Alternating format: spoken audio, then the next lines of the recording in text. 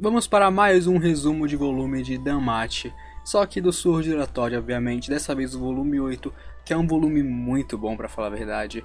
E eu gosto do tipo de volume que tem no Sword Oratório, explorando o passado de personagens, igual no volume 6, explorou o passado das irmãs Ryuchi, agora explora o passado do Beth Loga. Então fiquem atentos e se preparem porque esse vídeo ficou muito bom. E aproveita que você está aqui, se inscreva se não for inscrito ainda, ativa o sininho para não perder nenhuma notificação ou lançamento e dá aquele tapa no dedão para apoiar o meu trabalho. Prólogo: o escárnio do forte. Depois que a família voltou do Knossos, eles fizeram um grupo para ir atrás daqueles que ficaram para trás, e esse grupo incluía Ais e Beth.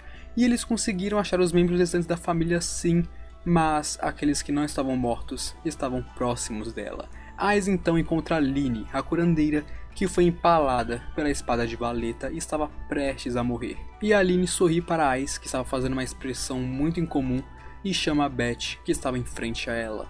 Beth ali começou a zombar de todos naquela sala, incluindo a própria Lynne. Ele dizia para todos se amaldiçoarem por causa de sua própria fraqueza. Eles eram fracos e nunca deveriam ter saído dos seus ninhos. Eles morreram porque eles eram fracos, causando a fúria de todos os membros presentes.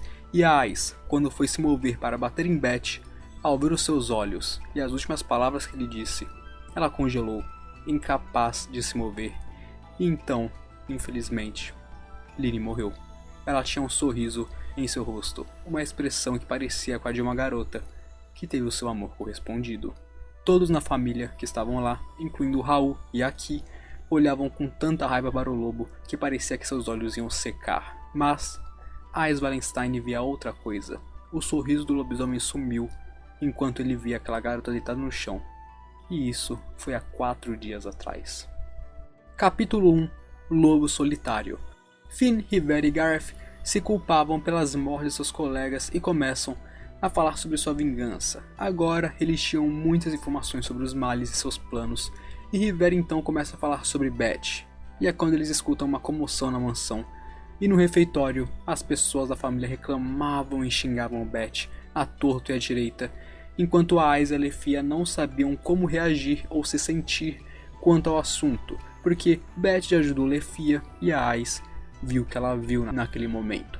E foi quando Beth chegou lá e reclamou de todo aquele barulho, claro, novamente xingando a todos, falando que se tivessem reclamações, que fizessem em sua cara. A Tiona e a Tiona então surgem e falam sobre como Lynne se sentia, se perguntando se ele não sentia nada ao zombar deles. E quando ele disse que odiava garotas fracas em um tom de zombaria, elas se movem ao máximo para atacar Beth, enquanto todos na sala não conseguiam nem reagir a tempo. Mas elas são paradas por Finn e Garth, e quando Locke e Rivera chegam, sua deusa e os executivos dizem para ele retirar suas palavras, mas é claro, o lobisomem não iria fazer isso, e então ele sai da sala. Mais tarde o Finn chama o Beth e manda ele tirar uma licença da família até segunda ordem, ordenando que por enquanto ele tem que sair da mansão, e naquela noite ele foi até o bar que frequentava, e Ais foi seguindo ele até lá. Ela estava preocupada com ele, pois ele parecia triste, e perguntou por que ele odiava tanto os outros e queria ser forte. Ele disse que não tem problemas no bar dos fracos porque eles são fracos, mas ele não responderia a outra pergunta porque ela também não fala sobre seus motivos. E o Beth nesse ponto já estava bêbado bastante para zombar de todo mundo no bar e comprar briga com Aisha e as outras Amazonas que agora estavam sem família porque Star foi mandada de volta para os céus. Mas é claro que no meio de todas aquelas Amazonas, o Beth deu uma surra em todas, e quando ele estava prestes a matar Aisha, a Ais saca sua espada e diz que odeia esse lado dele, impedindo ele. Em seguida, é claro, o Beth sai do bar e, mais tarde, ao ficar sóbrio, ele ficou muito deprimido ao saber que a Ais odiava essa parte dele com as palavras dele, tadinho dele. Então, chega uma Amazona que parece uma criança. Lena chega até ele pela primeira vez, dizendo estar apaixonada por ele desde que ela foi derrotada em Meren. Ele, é claro, nada bobo para todos os avanços dela, mas quando ela aponta que ele não tem dinheiro para uma pousada e não tem onde dormir e ele também não vai ir para a dungeon essa hora da noite, ele escuta ela e segue até o Distrito dos Prazeres, onde eles ficam em um prédio que não tinha sido destruído. Ele continua impedindo todos os avanços dela, mas dorme no mesmo quarto que a garota apaixonada. E lá ele sonhou com seu passado. O Beth nasceu nas Terras ao Norte, uma tribo de lobisomens que não tinham relações nenhuma com deuses, faunas ou cidades. Eles eram independentes, eles viviam nas planícies na verdadeira liberdade. O seu pai era o chefe da tribo, e como a tribo era autônoma, eles eram fortes o bastante para matar os monstros da superfície facilmente. Ele tinha família, amigos e uma garota de que ele gostava. A sua vida era muito feliz. Até que um dia, tudo acabou. Sua tribo foi massacrada por um dragão que veio do Vale dos Dragões mais ao norte. Ele foi o único que sobreviveu, com apenas uma cicatriz em seu rosto. E naquele dia, o Bet quebrou seu juramento de sua tribo e saiu de lá.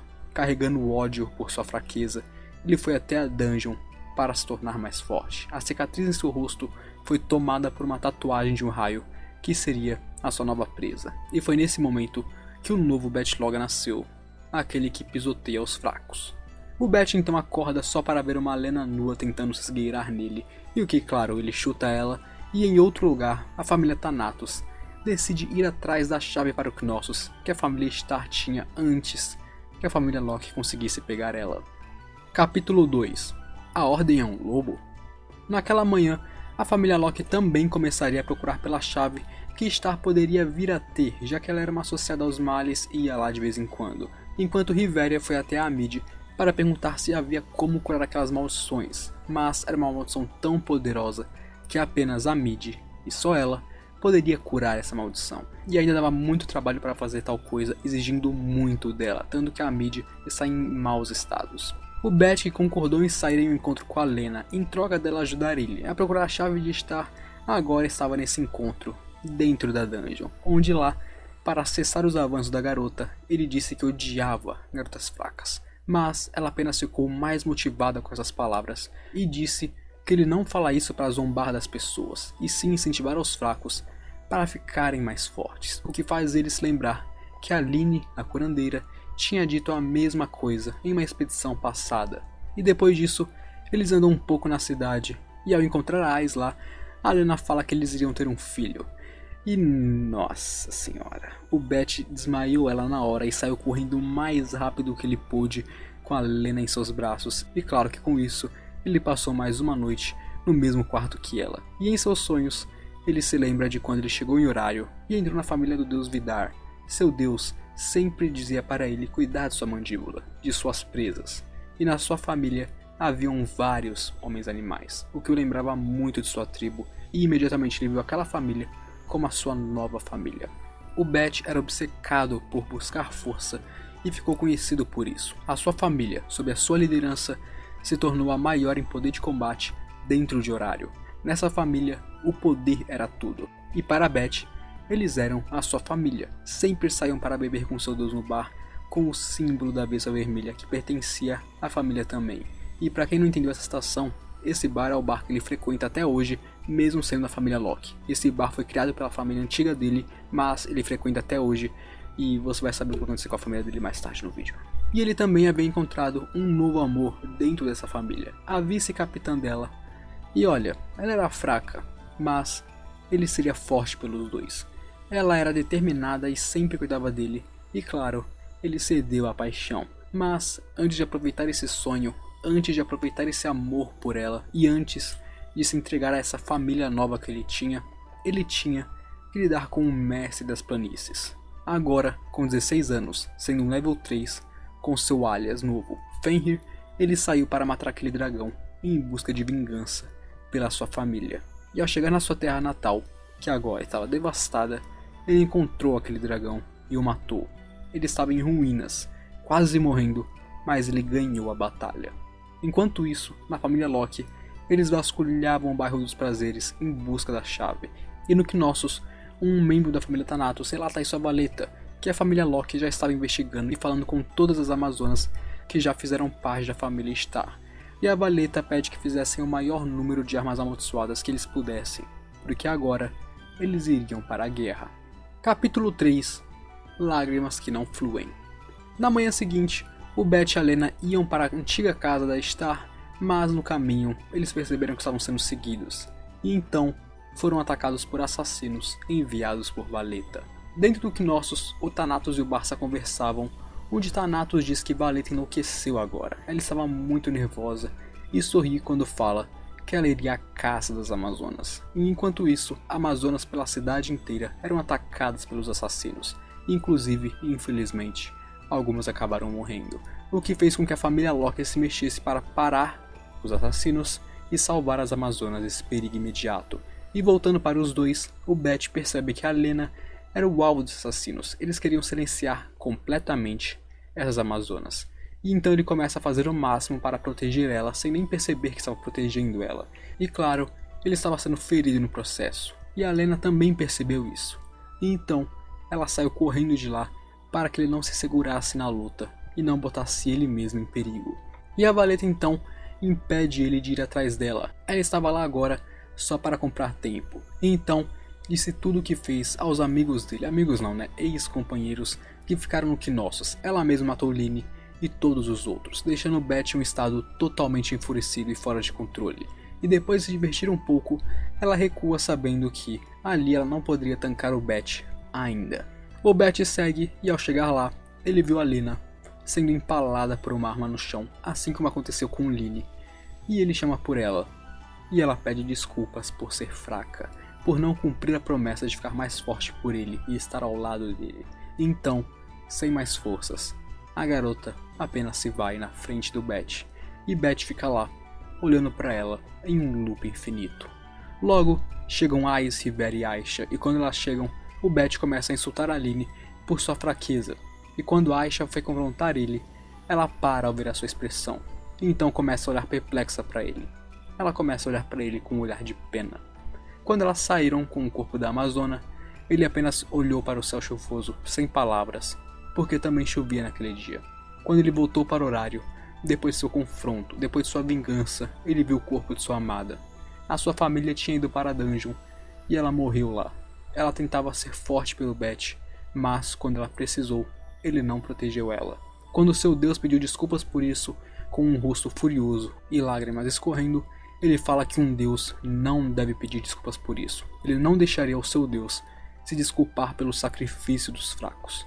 O Beth não entendia porque seu Deus se desculpava e apenas sentia suas emoções como um rio furioso. Depois disso então, foi decidido que a família Vidar e sua família sairiam da cidade, mas o Beth não foi com eles. O Beth queria que a família Vidar odiasse ele agora. Então, ele expulsou ele de horário, querendo que eles ficassem o mais longe da dungeon e do perigo o possível. E Horário, é claro, aceitou, porque esse era o preço por manter o aventureiro de segundo nível, Fenrir, dentro da cidade. E a partir daqui, a sua dor ficou ainda maior. Ele se aventurou no calabouço sozinho e destruiu tudo pela sua frente, buscando mais poder, para ficar mais forte, para não perder mais ninguém. E foi nessa época que o Beth ganhou sua língua afiada e seu hábito de sair atacando todo mundo. E isso tudo enquanto ele não tinha família. E nem mesmo o anão que gerenciava o pub, com a vespa vermelha, parava ele. Até aquele anão tinha pena do Beth nesse ponto. E enquanto ele perseguia a força e desprezava os fracos, ele repreendia eles e odiava eles. Ele lutou e avançou em seu caminho mesmo sem família. E foi quando ele assumiu um novo nome para ele, Vanargand. Esse seria o seu novo alias. Capítulo 4. Noite Solitária.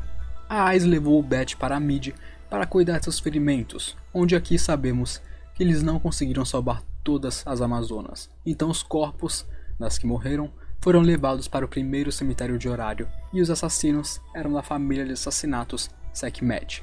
Provavelmente alguém com rancor da Star poderia ter contratado eles, o que nós sabemos que não é bem assim, mas para eles, nesse momento, né?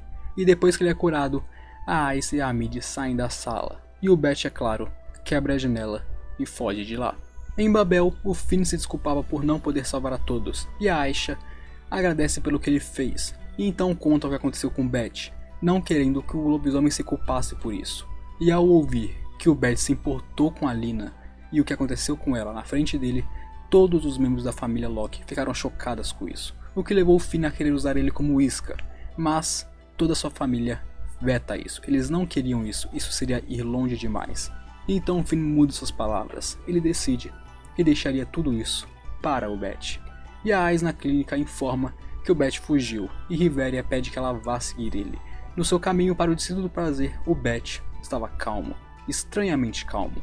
Então, no meio da rua, ele encontra a Locke, que dá a ele comida e poções.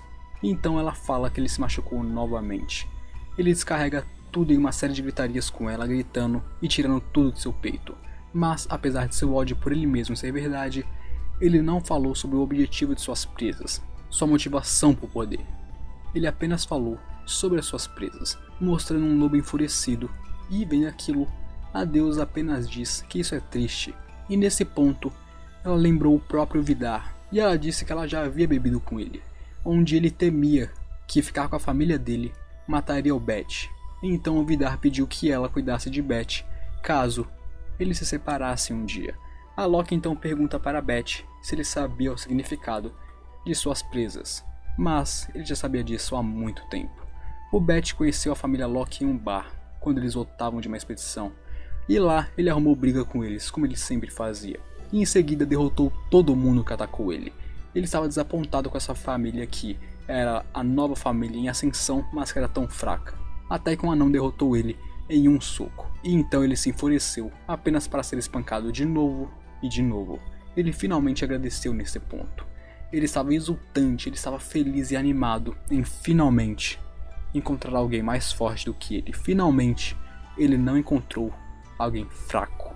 E quando ele entrou na família, ele continuou sem socializar com ninguém e a ofender os mais fracos. Ele apenas falava com as elites e com o Raul, né? O Raul até vai.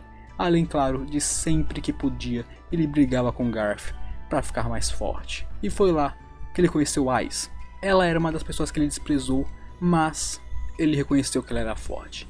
Ela era forte e rapidamente superou ele. Ela era ainda mais selvagem e prudente que o próprio Beth. E então ele conversou com ela porque ele não queria que ela mudasse.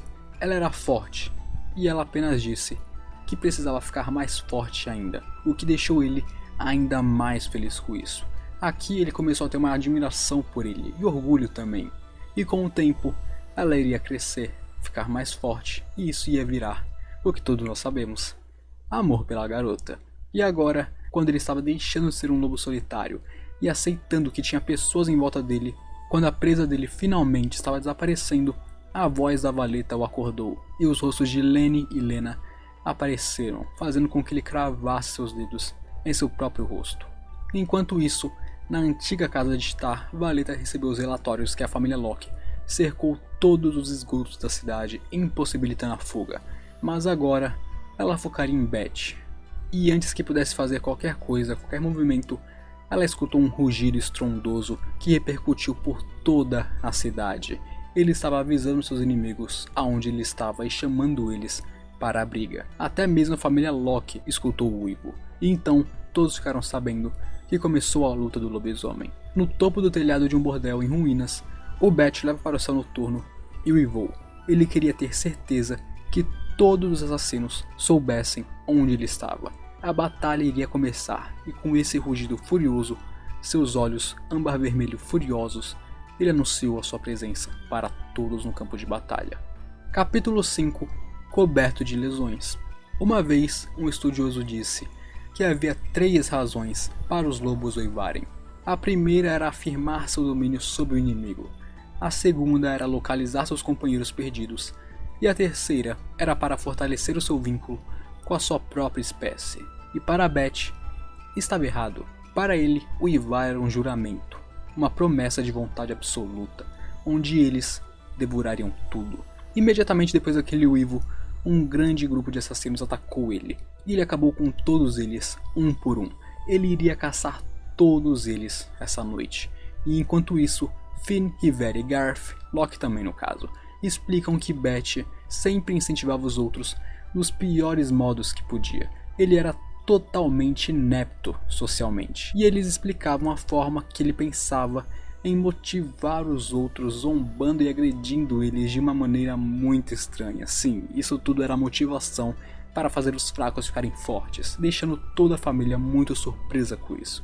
Enquanto Beth lutava, ele pensava em tudo, sobre os fracos e os fortes, aqueles que não desistiram, e a sua presa agora já não era mais uma presa, e sim uma cicatriz. A sua presa já estava rachada há muito tempo, e agora ela era a prova de sua própria fraqueza. Ele não era um lobo com presas polidas, e sim um lobo cheio de feridas. A sua força foi construída em cima das suas próprias feridas. Com ele aniquilando todo mundo, os assassinos entraram em pânico e a Valeta ordena que eles fizessem uma armadilha para ele. E assim que o Bat matou todos os assassinos, ele viu uma inscrição falando para ele ir até um porão.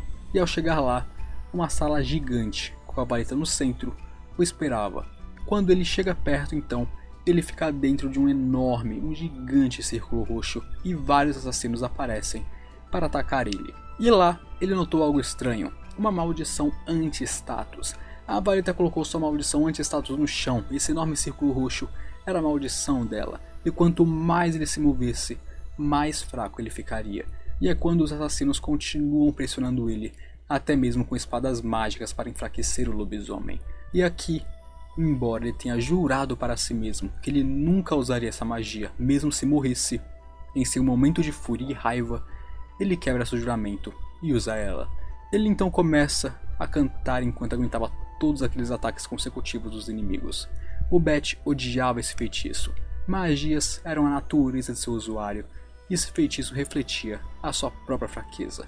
Bat então termina seu feitiço com o seu nome, Hat, e em seguida, um pilar de chamas cresceu envolvendo seus inimigos. As magias lançadas contra ele eram devoradas pelas chamas e alimentavam fogo ainda mais.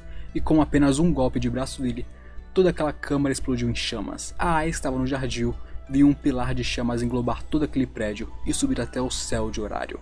O pilar era grande o bastante para as pessoas em Babel conseguirem ver ele. E a Locke e o Garth, que assistiam aquelas chamas, falava com os outros membros sobre como a magia é um dreno mágico de danos. Quanto mais danificado o lobisomem estiver, mais forte a magia vai ficar. E quanto mais forte a magia ficasse, ela começaria a queimar o próprio Bat, e os danos que ele receberia de sua própria magia faria ela ficar mais forte. Ou seja, quanto mais forte, mais dano, e quanto mais dano, mais forte, em um ciclo infinito, até que a sua própria magia matasse ele mesmo. E agora, não apenas com a sua magia ligada, mas com a luz da lua em sua pele, o Bat se transformava e ficava ainda mais agressivo do que ele já era. E em seguida, ele começou a matar seus inimigos um a um rapidamente, ninguém escapava dele, até que ele já tinha matado todo mundo fora a Valeta. E agora, toda a atenção dele seria para ela. Quando Ais chega na câmara e vai desembainhar sua espada contra a Valeta, o Bat ordena que ela recue. Ele diz que se ela tocasse naquela mulher, ele mataria ela também. A Ais, naquele momento, é claro, ficou muito surpresa com essas palavras. E a Valeta, que ainda se orgulhava de sua maldição, viu que ela estava sendo drenada pela Hat. E agora, por causa disso, ela entraria em pânico total. E o Bat começou a bater em Valeta até não dar mais. Seus gritos de agonia faziam até mesmo a Ais tapar os ouvidos. Mas ele não pararia. Ele continuou mandando ela se levantar e em seguida continuou batendo. Até, é claro, que ela virou cinzas. Nem os gritos de Ais, mandando ele parar, chegaram nele. A Ais viu tudo. O mundo de morte que foi evocado pelo lobisomem furioso. E então, para finalizar a luta, ele uivou novamente, cumprindo seu juramento. Depois dessa batalha, o Bat sumiu por mais ou menos 2 dias, até que encontraram ele no lugar onde Lena morreu. E assistindo o lobisomem lá sentado, se bolou um plano. A Ais iria falar com ele, e quando ele tentasse sair, a Locke apareceria e mandaria ele responder a pergunta da garota. A pergunta da Ais era simples: por que o Bat queria ficar mais forte? E quando ele respondesse o motivo dele ser forte, o resto da família, que estava toda escondida, apareceria. E isso fez ele ficar extremamente chocado e irritado, porque nesse ponto até mesmo Raul brincava com ele. Nesse ponto, todo mundo entendia quem era o verdadeiro Bat Loga. E então Riveria aparece para falar sobre Lena com ele.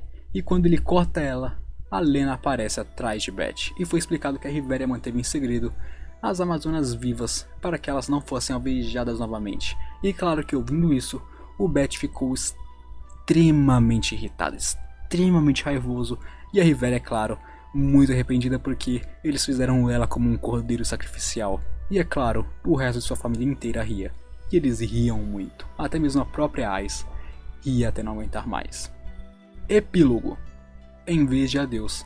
Alguns dias depois, as Amazonas foram até o cemitério retirar os túmulos falsos, e a Aisha estava muito irritada com a Lena por esconder que ela estava viva. Nem mesmo as Amazonas sabiam que as suas amigas ainda estavam vivas e escondendo isso delas. E quando ela foi tirar o túmulo de Lena, ela começou a rir muito, e quando Helena vê aquilo, ela expressa seu amor por Beth novamente. O que tinha no túmulo?